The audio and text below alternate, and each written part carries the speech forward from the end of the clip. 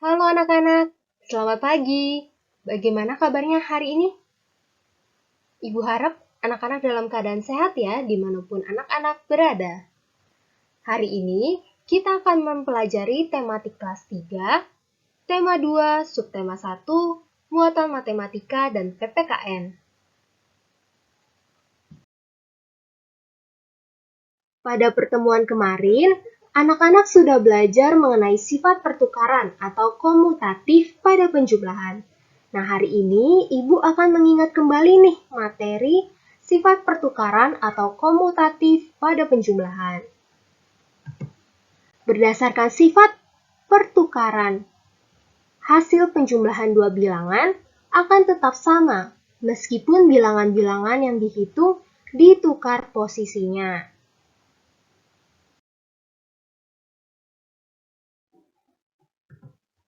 Sekarang, perhatikan contoh soal berikut ini. Ayah memetik buah mangga. Buah mangga diletakkan di dua wadah yang berbeda. Wadah A berisi 3 mangga dan wadah B berisi 4 mangga. Berapa banyak mangga seluruhnya?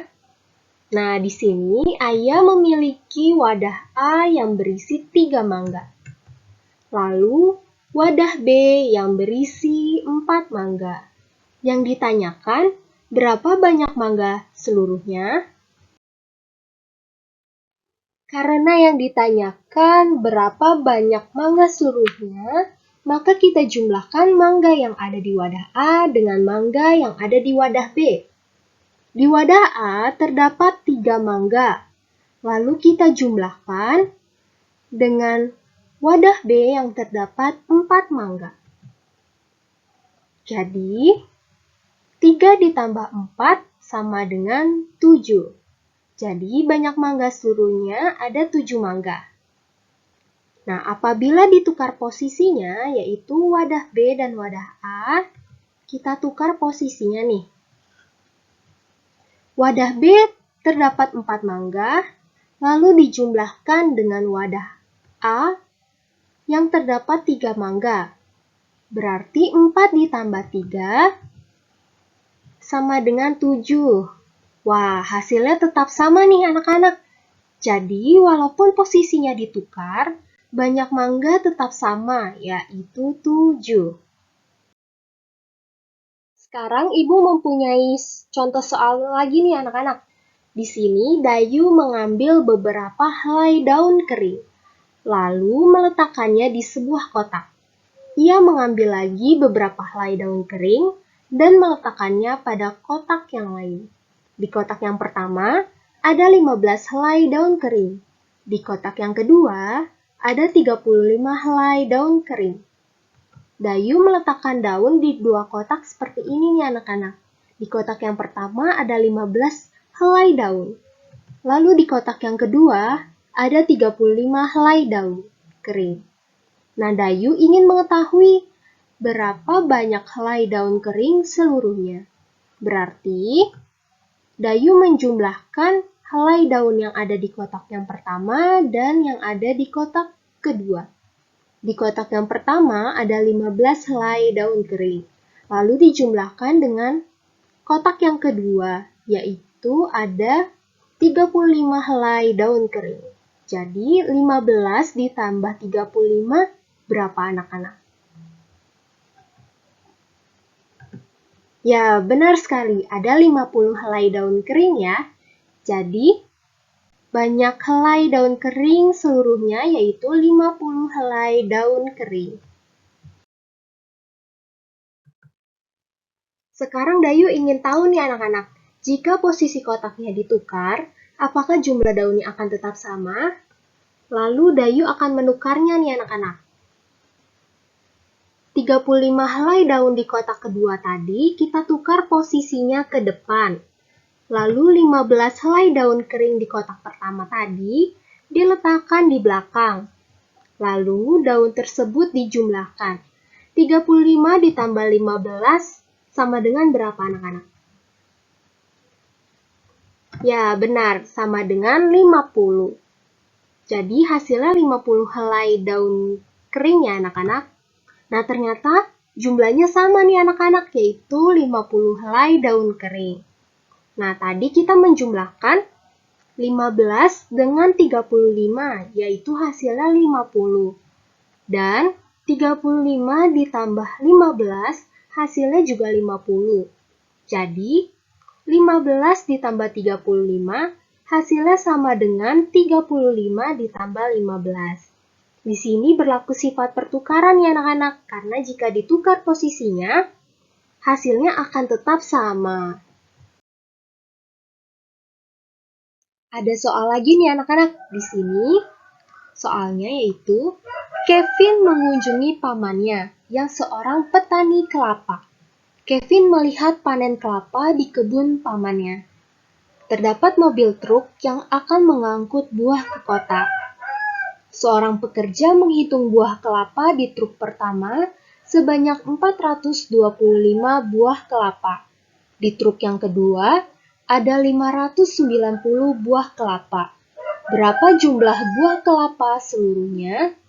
Nah, jadi di sini ada 2 truk, dan yang truk pertama ada 425 buah kelapa, sedangkan di truk yang kedua ada 590 buah kelapa.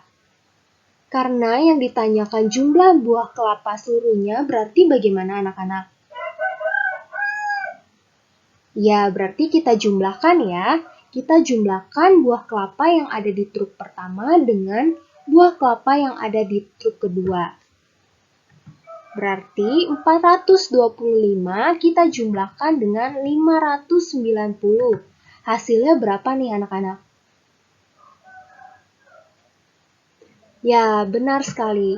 Hasilnya yaitu 1015. Jadi jumlah buah kelapa seluruhnya yaitu 1015 buah kelapa. Jika posisi truk diubah, berapa jumlah buah kelapa seluruhnya? Nah, tadi di posisi yang pertama ini banyaknya buah kelapa yaitu 425. Sedangkan di posisi yang kedua ini banyaknya buah kelapa yaitu 590 buah kelapa. Sekarang kita ubah posisi truknya ya anak-anak. Nah, sekarang sudah kita ubah menjadi seperti ini. Berarti sekarang kita jumlahkan buah kelapa yang ada di dalam truk tersebut ya. Berarti 590 ditambah 425. Hasilnya berapa anak-anak? Ya benar, hasilnya 1015. Ternyata jumlah buah kelapa tetap sama meskipun posisi truk diubah. Jadi 425 ditambah 590 ini hasilnya sama dengan 590 ditambah 425. Nah, dengan demikian, kita telah mempelajari sifat pertukaran atau komutatif pada penjumlahan. Nah, kita menjadi tahu nih anak-anak kalau sifat pertukaran atau komutatif pada penjumlahan menyatakan bahwa hasil penjumlahan dua bilangan akan sama, walaupun posisi kedua bilangan tersebut ditukar. Baik anak-anak, untuk pembelajaran selanjutnya, kita akan mempelajari tematik muatan PPKN. Anak-anak, Pancasila harus diamalkan dalam kehidupan kita sehari-hari. Contoh pengamalan Pancasila antara lain sebagai berikut. Sekarang Ibu ingin bertanya nih anak-anak, apa yang anak-anak rasakan ketika menghirup udara pagi? Udara pagi terasa segar bukan? Udara segar dihasilkan oleh tumbuhan yang ada di sekitar kita. Tumbuhan merupakan salah satu makhluk ciptaan Tuhan. Nah, oleh karena itu, kita harus berterima kasih kepada Tuhan anak-anak. Sikap berterima kasih kepada Tuhan disebut bersyukur. Bersyukur kepada Tuhan sesuai dengan sila pertama Pancasila yang berbunyi ketuhanan yang Maha Esa. Contoh lain dalam pengamalan sila pertama yaitu berdoa sebelum makan. Anak-anak, kita juga perlu mengucapkan terima kasih kepada orang lain. Misalnya ketika anak-anak dibantu oleh orang lain. Mengucapkan terima kasih dapat membuat hati kita menjadi lebih senang ya anak-anak. Nah, dengan berterima kasih artinya kita menghargai dan menghormati orang yang telah berbuat baik kepada kita. Nah, menghormati orang lain sesuai dengan sila kedua Pancasila yang berbunyi kemanusiaan yang adil dan beradab.